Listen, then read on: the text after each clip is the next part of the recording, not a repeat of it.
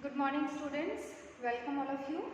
And students, we have discussed about the type of towns in the previous chapter, previous class, and today we are going to discuss further about the temple town which was remained. And as you know, we are discussing about the temple, the town traders and craft persons. Okay, so we have started this chapter in the previous classes.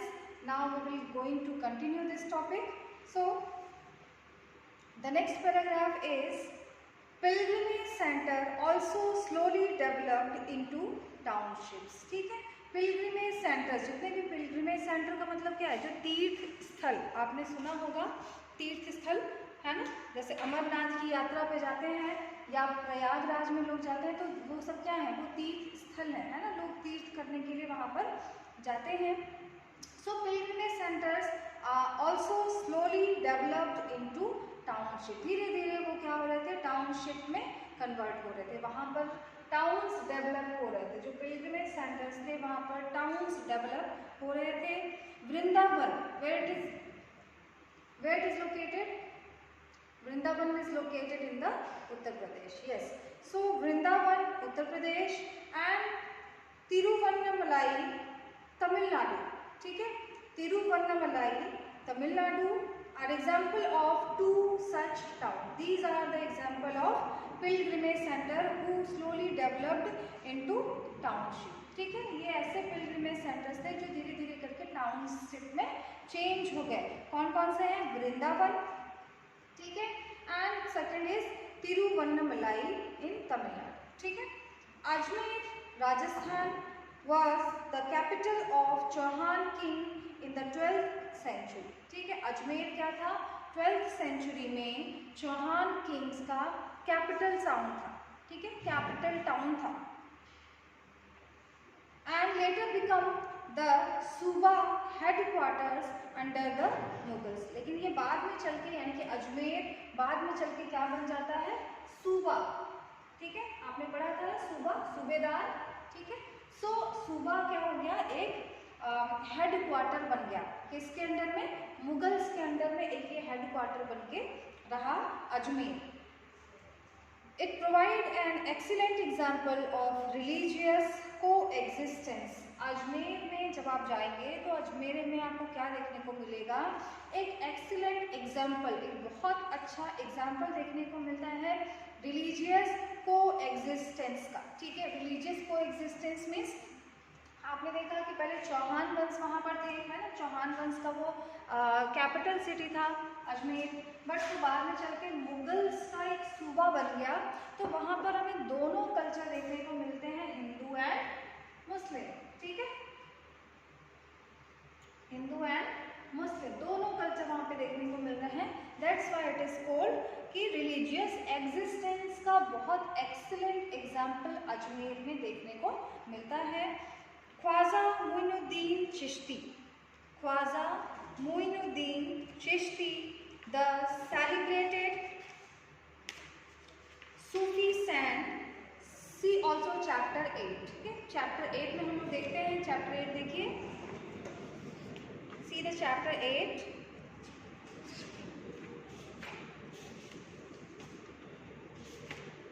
Yes, devotional paths to the divine. Okay, this is your next chapter, this is your 8th chapter. So devotional paths to the divine, इसमें हमें ख्वाजा मोइनुद्दीन चिश्ती के बारे में और ज़्यादा information मिलेंगी.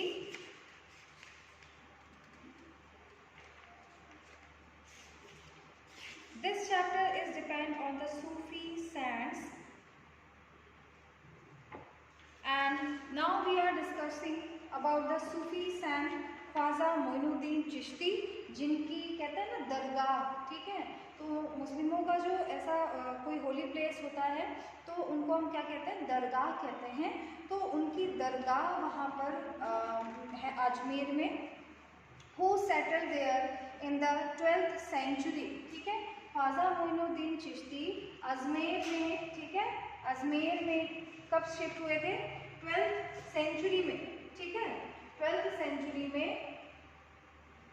अजमेर में 12th century में शिफ्ट हो गए थे, ठीक है, and attracted devotee from all creeds, ठीक है, उन्होंने हर ग्रुप से, जो अलग अलग समूह हैं, अलग अलग कम्युनिटीज़ हैं, हर कम्युनिटी से उन्होंने लोगों को अट्रैक्ट किया, ठीक है, डिवोटीज़ को अट्रैक्ट किया, मतलब सिर्फ हिंदू ही नहीं बल्कि सिर्फ मुस्लिम ही नहीं, हिंदू, सिख, ईसाई सभी ख्वाजा मोइनुद्दीन चिश्ती के पास जाते थे। उन्होंने लोगों को अट्रैक्ट किया। कैसे अट्रैक्ट किया? अपने विचारों से और उनके जो डिसिप्लिन थे, उनके जो उपदेश जिनको कहते हैं, ठीक है, तो जो उनके उपदेश थे, जो उनकी थिंकिंग थी, उससे उन लोग प्रभावित हुए, इन्फ्लुएंस हुए और उन्होंने इनको मानना शुरू किया, ठीक है। Near Ajmer is a lake Pushkar, Pushkar lake वहाँ पर है अजमेर में, which has attracted pilgrims for ancient time, जो कि पिलग्रिम्स को बहुत एंशियंट टाइम से अट्रैक्ट करती रही है और अभी भी करती है। So we are talking about the temple towns and pilgrimage centre, ठीक है। पिलग्रिमेज सेंटर क्या है? आप अभी जो मैंने आपको बताया, ख्वाजा मोइनुद्दीन चिश्ती जो अजमेर में बहुत पॉपुलर है, वो एक तरह का पिलग्रिमेज सेंटर है जिसमें सिर्फ मुस्लिम कम्युनिटी ही नहीं, बहुत अदर कम्युनिटीज़ के लोग भी वहाँ पर जाते हैं, ठीक है। तो हमने बहुत सारे एग्जाम्पल देखे टेम्पल टाउन्स के। एंड थंजावुर सबसे पहले हमने देखा था, है ना, थंजावुर देखा था आपने सभी ने। थंजावुर सबसे पहला टेम्पल टाउन था जो डेवलप, हमने पढ़ा है कि डेवलप हुआ था। एंड उसके बाद हमने बहुत सारे, जैसे मध्य प्रदेश में आपने विल्लवास्मिन, ठीक है, विल्लवास्मिन एंड सोमनाथ टेम्पल, है ना, सोमनाथ टेम्पल जो पढ़ा। फोर्थ आपने पढ़ा वृंदावन एंड फिफ्थ हमने पढ़ा क्या? तिरुवन्नामलाई, ठीक है। उसके बाद भी बहुत सारे हैं, Kanchipuram, Madurai, Tirupati. These are the example of temple town. ये सारे किसके एग्जाम्पल हैं? टेम्पल टाउन के एग्जाम्पल हैं। और पिलग्रिमेज सेंटर जैसे मैंने बताया कि हिंदुओं में अगर कहिए तो अमरनाथ, ठीक है, अमरनाथ क्या है? एक पिलग्रिमेज सेंटर है, तीर्थ स्थल जिसको कहते हैं, लोग तीर्थ करने के लिए जाते हैं, पिलग्रिम करने के लिए जाते हैं वहाँ पर, ठीक है। तो अमरनाथ हिंदुओं के लिए बहुत इम्पॉर्टेंट माना जाता है एक पिलग्रिमेज सेंटर। या वैष्णो देवी को भी लोग पिलग्रिमेज सेंटर बोलते हैं, तीर्थ स्थल, है ना। तो लोग जब बूढ़े हो जाते हैं, जो थोड़ा सा एजेड हो जाते हैं, वो कहते हैं कि हम जा रहे हैं तीर्थ यात्रा पे, ठीक है। तीर्थ यात्रा मतलब क्या है? जितने भी हमारे गॉड गॉडेसेस हैं, उनके जो प्लेस हैं, मतलब जहाँ जहाँ पर वो है, जहाँ पे उनके टेम्पल्स हैं, वहाँ जा कर के उनको देखना, उनकी पूजा करना, ठीक है। तो उसको क्या कहते हैं? पिलग्रिमेज कहते हैं, ठीक है, पिलग्रिम कहते हैं। So Amarnath, Khwaja Moinuddin Chishti, these are the some example of pilgrimage centre, ठीक है। तो हमने ये बात करी टेम्पल टाउन और पिलग्रिमेज सेंटर के। अच्छा, हम जो टाउन्स पढ़ रहे हैं, है ना, we are talking about the type of towns. तो टाइप ऑफ टाउन में हमने एक कौन सा टाउन देखा था सबसे पहले? एडमिनिस्ट्रेटिव सेंटर, ठीक है, जहाँ पर रूल रेगुलेशंस कंस्ट्रक्ट होते हैं, बनते हैं, फॉलो किए जाते हैं। मतलब कह सकते हैं कि जो राजा का मेन कैपिटल एरिया होता है, वो आ जाता है आपके एडमिनिस्ट्रेटिव टाउन में, जहाँ से सारे रूल रेगुलेशन पास होते हैं, जहाँ पे प्रॉपर रूल रेगुलेशन फॉलो होते हैं, वो क्या हो जाता है? वो एडमिनिस्ट्रेटिव सेंटर हो गया, ठीक है। जैसे एडमिनिस्ट्रेटिव सेंटर का एक और एग्जांपल कोई आप दे सकते हैं, हमारे कंट्री का एडमिनिस्ट्रेटिव सेंटर कहाँ पे है? दिल्ली में है, ठीक है। हमारे कंट्री का एडमिनिस्ट्रेटिव सिस्टम कहाँ है? यस, दिल्ली में है ना, पार्लियामेंट, ठीक है। तो उसी तरह से हम बात कर रहे हैं उन एडमिनिस्ट्रेटिव सेंटर्स की जो डिफरेंट रूलर्स के टाइम में उनके एरिया में, उनके एम्पायर में होते थे, ठीक है।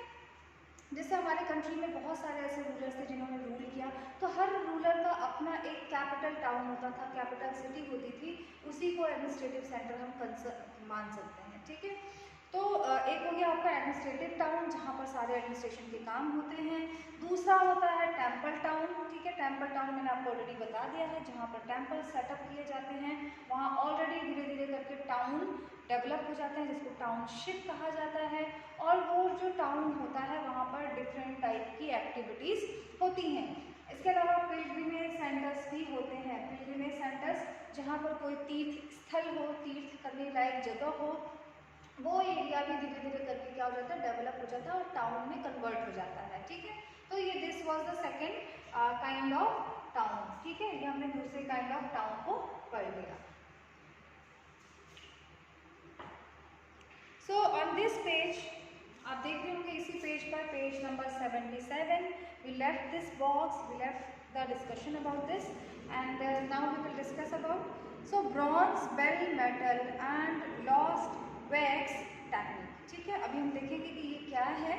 So bronze is an alloy containing copper and the tin. Bronze क्या होता है, जिसमें कॉपर और टिन का मिक्सअप होता है। ठीक है, आपने बहुत सारे ऐसे मेटल के प्रोडक्ट देखे होंगे जिसमें डिफरेंट मेटल को कंबाइन किया जाता है, जैसे गोल्ड है। ठीक है, तो गोल्ड में क्या होता है कि गोल्ड में भी गोल्ड प्लस आपके जो तांबा होता है मिक्स किया जाता है ना, उसको हार्ड करने के लिए। ऐसे ही बहुत सारे मेटल्स होते हैं जिसमें डिफरेंट मेटल्स को कंबाइन के मिक्स किया जाता है ना। तो स्टील है, ठीक है, स्टील में आपको पता ही है, आयरन है, मैग्नीज है, बहुत सारी चीज़ें उसमें मिक्स करके बनाई जाती हैं। तो ब्रॉन्ज क्या होता है, ब्रॉन्ज में कॉपर और टिन को मिक्स किया जाता है। Bell metal contain a greater proportion of tin. जो बेल मेटल होते हैं, ठीक है, मतलब बेल मेटल्स जो होते हैं वो उसमें ग्रेटर प्रोपोर्शन होता है। किसका ज़्यादा प्रोपोर्शन होता है, टिन का। ठीक है, then other kind of bronze, मतलब दूसरे तरह के ब्रॉन्ज के कंपैरिजन में जो बेल मेटल होते हैं उन बेल मेटल में टिन का प्रोपोर्शन ज़्यादा होता है, टिन की क्वांटिटी उसमें ज़्यादा होती है। This produces a bell like sound. ये कैसा साउंड क्रिएट करता है, बेल की तरह साउंड क्रिएट करता है, इसीलिए इसको बेल मेटल कहा गया है। तो चोलास ब्रॉन्ज स्टैचू, आपकी इमेज यहाँ पर दी हुई है, चोलास ब्रॉन्ज स्टैचू की इमेज यहाँ पर दी हुई है। So see chapter 2 were made using the lost wax technique. ठीक है, आपने चैप्टर 2 में देखा होगा, या आप अभी भी देख सकते हैं।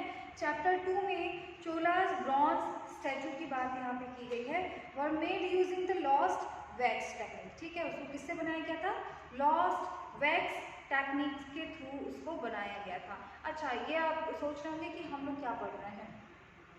तो हम जब टेम्पल्स के बारे में पढ़ रहे हैं, पिलग्रिम सेंटर्स के बारे में पढ़ रहे हैं, तो ये जो स्टैचूज एंड जो भी क्राफ्ट वर्क है, these all are also the part of the temple towns. ठीक है, ये टेम्पल टाउन या कह सकते हैं कि टेम्पल का ही हिस्सा है जो हमें मिला है। ठीक है, सो हम लोग एक्स्ट्रा कुछ नॉलेज इसमें गेन कर रहे हैं।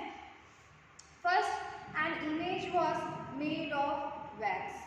पहली जो इमेज थी वो किससे बनी हुई थी, वैक्स से बनी हुई थी।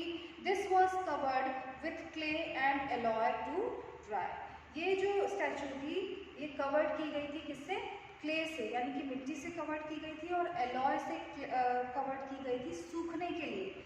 Next it was heated. ठीक है, उसके बाद उसको क्या किया गया, हीट किया गया, पकाया गया। And a टिनी whole was made in the clay cover. और उसके बाद जो क्ले की कवर थी, जो कोटिंग की गई थी, उसमें एक छोटा सा होल बनाया गया।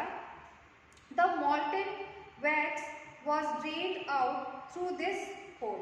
और जो मॉल्टेन वैक्स था, जो पिघला हुआ वैक्स था, वो उसी होल से धीरे धीरे ड्रेन हो करके बाहर आ गया। Then molten metal was poured into the clay wood through the hole। ठीक है, अब जो मॉल्टेन मेटल था उसको पोर किया गया, मतलब निकाल दिया गया, इनटू द क्ले।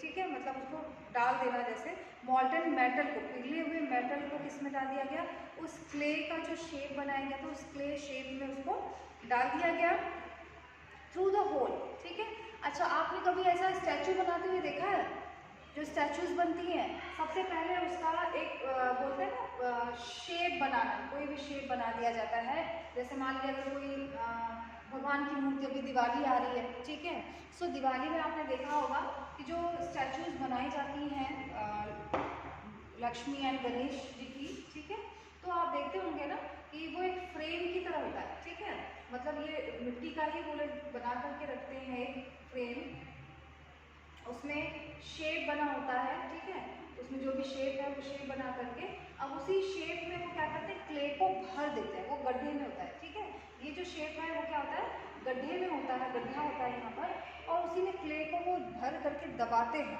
ठीक है, और अंदर पूरा शेप बना रहता है, और जब उसको क्ले को निकालोगे तो क्या हो जाता है, वो शेप उस पर आ जाता है, ठीक है। आप लोगों ने खेला होगा, क्ले का जो टॉयज आते हैं उसमें भी आप लोगों ने शेप बनाने सीखे होंगे, है ना। कोई ऐसा शेप बॉक्स होता है, उसमें क्ले भर दो और फिर जब निकालो तो उस क्ले बॉक्स में जो डिज़ाइन होती है वो उस क्ले पर आ जाती है ना। तो सेम यहाँ पर भी उसी तरह का टेक्निक यूज़ किया गया था। So molted metal was poured into the clay. अब क्या होता है, वो जो क्ले का एक शेप बनाया गया था उसमें एक होल बना दिया गया, एक छोटा सा होल बना दिया गया इस तरह का, और उसी में से मोल्टेड मेटल को डाल दिया गया, ठीक है।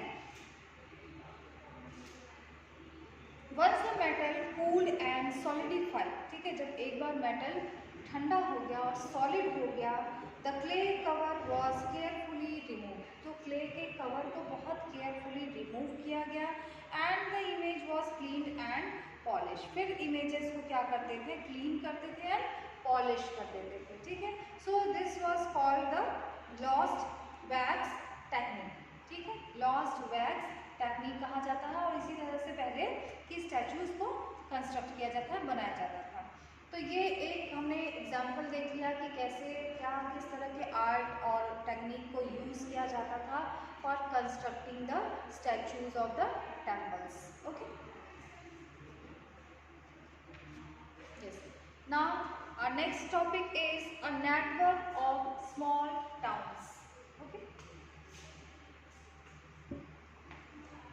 Next topic is a network of small towns, ठीक है, a network of small towns। अब आप देखिए, नेटवर्क सभी को पता है, ठीक है, स्मॉल टाउन्स छोटे टाउन्स, है ना। तो छोटे टाउन्स का एक नेटवर्क कैसे बनेगा, जब वो छोटे टाउन्स एक दूसरे से कनेक्ट होंगे तभी क्या बनेगा, नेटवर्क बनेगा, है ना। So from the 8th century onward, the subcontinent was dotted with several small towns. From 8th century, we are talking from 8th century से लेकर के बात कर रहे हैं। Onward the subcontinent, किस कॉन्टिनेंट, सबकॉन्टिनेंट की बात हो रही है, यस, इंडियन सबकॉन्टिनेंट की बात हो रही है ना, इंडियन सबकॉन्टिनेंट की बात हो रही है यहाँ पर। तो इंडियन सबकॉन्टिनेंट क्या था, सेवरल, बहुत सारे छोटे छोटे टाउन्स में डिवाइड था, ठीक है। These probably emerged from the large villages, ये कहीं ना कहीं जो है बड़े विलेजेस की वजह से ही टाउन में कन्वर्ट हुए थे, ठीक है। अगर कोई छोटा सा विलेज होगा, है ना, कोई छोटा सा विलेज होगा तो सबसे पहले वो डेवलप होते होते क्या बनेगा, बड़ा विलेज बनेगा, है ना, बिग विलेज में कन्वर्ट होगा। लेकिन जो बिग विलेज है वो किस में कन्वर्ट होगा, तो वो कन्वर्ट हो जाएगा एक टाउन में, ठीक है। तो इंडिया में ऐसे बहुत सारे बिग विलेजेस थे जो कन्वर्ट हो गए, किसमें कन्वर्ट हो गए, टाउन्स में कन्वर्ट हो गए थे। सो दे यूजुअली हैड अ मंडपिका, ठीक है, यहाँ पर क्या होते थे, इन टाउन्स में क्या होते थे, मंडपिका यानी कि मंडी, ठीक है, मंडी आपको पता होगा, मार्केट भी कहा जाता है। तो इन जो बड़े बड़े टाउन्स होते थे वहाँ पर क्या होती थी, मंडियाँ होती थी, जिसको मंडपिका कहा गया है, ठीक है, this we call mandapika, to which nearby villagers brought their produce to sell, ठीक है, जहाँ पर जो विलेजर्स थे वो अपने प्रोडक्ट को सेल करते थे, लाते थे सेल करने के लिए, मंडियों में क्या करते थे, वो ला करके अपने प्रोडक्ट को सेल करते थे। They also had market streets called हाट, ठीक है, हाट मीन्स भी मार्केट ही होता है, हाट मीन्स भी बाजार होता है, ठीक है। तो हाट, मंडी, ये दो सब नाम है, ठीक है, ये किसके नाम है, ये मार्केट को कहा जाता है, ठीक है, this is the another name of the market, okay. So in 8th century there were lots of towns developing from village to town, and they had what, they had हाट और मंडी, उनके पास क्या होते थे, वहाँ पर हाट और मंडियाँ होती थी, जहाँ पर सेलर्स क्या करते थे, अपने प्रोड्यूस को ला करके सेल करते थे, and Beside, there were streets for different kinds of artisan such as potters, oil pressers, sugar makers, toddy makers, smiths, stone mason etcetera. ठीक है, अब कौन कौन से लोग थे, कौन कौन से काम करने वाले लोग इस मार्केट में आते थे? तो बिसाइड देयर वर स्ट्रीट, अच्छा इनके अलावा मतलब ये जो मार्केट लगाने वाले लोग थे, ये जो अपने प्रोड्यूस को ला करके यहाँ पर मंडियों में सेल करते थे, इनके अलावा और भी लोग थे वहाँ पर मार्केट में।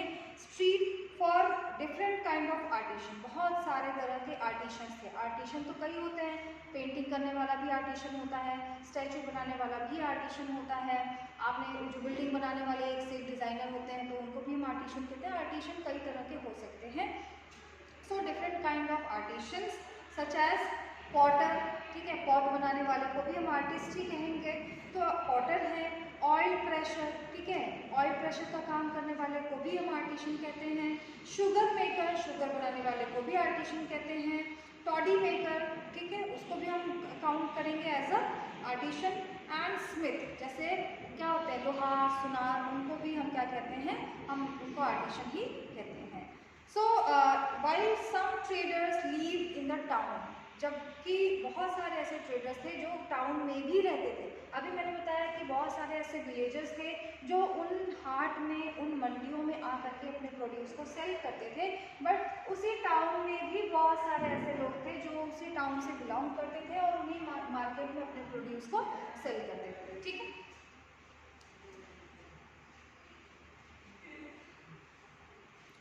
Other travel from the town to town, बहुत सारे ऐसे ट्रेडर्स थे जो एक टाउन से दूसरे टाउन में ट्रैवल करते थे अपने प्रोड्यूस को सेल करने के लिए या अदर पर्पसेस के लिए, अदर कामों के लिए।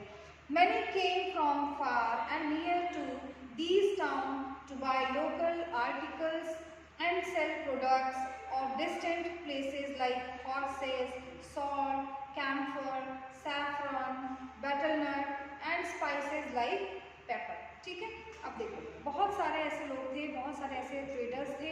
मैंने केम फ्रॉम फार, मतलब दूसरे, जैसे मान लीजिए कि साउथ के लोग, ठीक है, साउथ के पास जिनके पास स्पाइसेस बहुत अच्छे होते हैं, ठीक है, प्रोड्यूस होते हैं, तो they goes to the northern area, वो नॉर्दर्न एरिया में आकर के अपने प्रोडक्ट को सेल करते थे, क्योंकि यहाँ पर वो चीज़ें प्रोड्यूस नहीं हो रही हैं तो उनको वहाँ पर ज़्यादा प्रॉफिट होगा।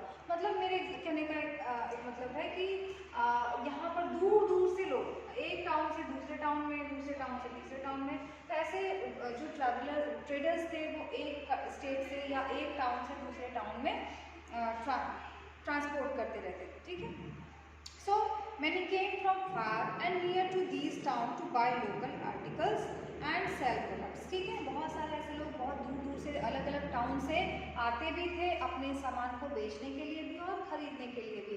जैसे आपको ही देखो, हम लोग क्या करते हैं कि अगर हमें दूसरे टाउन की कोई चीज़ पसंद आ रही है तो हम जाते हैं उस टाउन में और वहाँ की चीज़ों को परचेज करते हैं। हमारे यहाँ के बहुत सारे लोग होंगे जो दूसरे टाउन में जाकर के अपने प्रोडक्ट को सेल करते होंगे, तो ये क्यों करते हैं? प्रॉफिट, ठीक है, अपने प्रॉफिट के लिए करते हैं। तो बहुत सारे ऐसे लोग थे जो अपने प्रोडक्ट को दूर दूर तक जाते थे सेल करने के लिए। एग्जाम्पल हॉर्सेस, ठीक है, यस, हॉर्सेस भी बेचे जाते थे, घोड़ों को भी बेचा जाता था। सॉल्ट बेचने के लिए, कैम्फर बेचने के लिए, सैफरन सभी ने सुना होगा, है ना, तो सैफरन बेचने के लिए, बैटलनट के लिए एंड स्पाइसेस लाइक पेपर। मैंने अभी आपको एग्जाम्पल बताया, स्पाइसेस बेचने के लिए भी लोग दूर दूर तक ट्रैवल करते थे। ठीक है, तो now we are talking about the small towns and large towns, जिसमें ट्रेडर्स के बीच में या मार्केट में किस तरह का इन्वॉल्वमेंट था वो हम इसमें बात कर रहे हैं। नेटवर्क ऑफ स्मॉल टाउन्स, जिसमें हम देख रहे हैं क्या है कि एक टाउन दूसरे टाउन से कनेक्ट है, ठीक है, because of the trade purpose. किसके लिए कनेक्ट है? ट्रेड पर्पस के लिए कनेक्ट है। ठीक है, so we will stop this topic here and we will continue this topic in the next class. And your homework is you will find out some small towns of the 8th century. ठीक है, because we are talking about the 8th century now. So this is your homework. You will find out the name of some small towns of the 8th century. ठीक है, या फिर आप ये भी search कर सकते हैं कि tell some हाट और mandi which was famous in the 8th century, ठीक है। 8th सेंचुरी के कुछ ऐसे हाट या मंडी जो कि बहुत पॉपुलर हों, उनके नाम भी आप सर्च करके आ सकते हैं कि वो कहाँ पर थे, ठीक है। This is your homework. Thank you so much बेटा।